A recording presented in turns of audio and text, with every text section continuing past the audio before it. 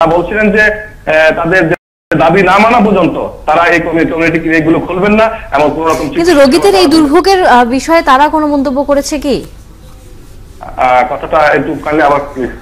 কামরুল, আমরা জানতে চাচ্ছি যে আপনারা বলছেন যে যারা কর্মবিরতিতে গেছেন এই স্বাস্থ্যকর্মীরা তারা তাদের দাবি আদায় না হওয়া পর্যন্ত কর্মবিরতি পালন করবেন, কিন্তু এর ফলে রোগীদের যে দুর্ভোগ হচ্ছে, তারা রোগীদের যে চিকিৎসা দিচ্ছে না, এই বিষয়ে তারা কোনো ধরনের মন্তব্য করেছে কিনা বা তাদের চিকিৎসা সেবাটা রাখা উচিত কিনা একই সাথে?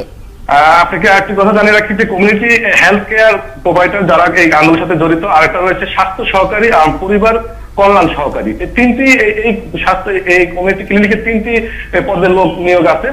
সেক্ষেত্রে আজকে যে যারা আন্দোলন করছেন তারা হলো কমিউনিটি হেলথ কেয়ার প্রোভাইডার যারা রয়েছেন তারা।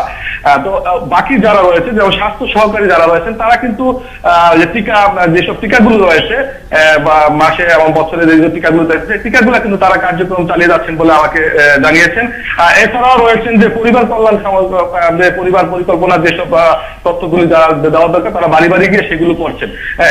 কিন্তু অনেক রোগী কিন্তু তারা এই কমিউনিটি ক্লিনিকে কিন্তু মুখী ছিলেন, তারা ক্লিনিকে আসছেন, কিন্তু এখন তারা বন্ধ দেখে তারা আসলে অনেকটা হতাশ হয়ে গিয়েছেন।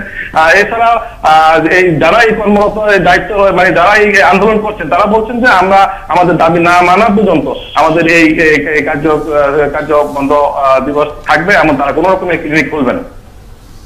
ধন্যবাদ কামরুল ইসলাম। নিশ্চয়ই আমরা যুক্ত হব আবারও পরবর্তীতে এই বিষয়ে আরো তথ্য নিয়ে আপনিও যুক্ত হবেন, আমরা জানবো পরবর্তী অন্যান্য খবরাখবর আপনার কাছ থেকে। অসংখ্য ধন্যবাদ। দর্শক, আমাদের সহকর্মী কামরুল ইসলাম ছিলেন ভোলা থেকে, সেখানে কমিউনিটি ক্লিনিকের স্বাস্থ্যকর্মীদের টানা কর্মবিরতি চলছে, আমাদের সহকর্মী সে খবর জানাচ্ছিলেন।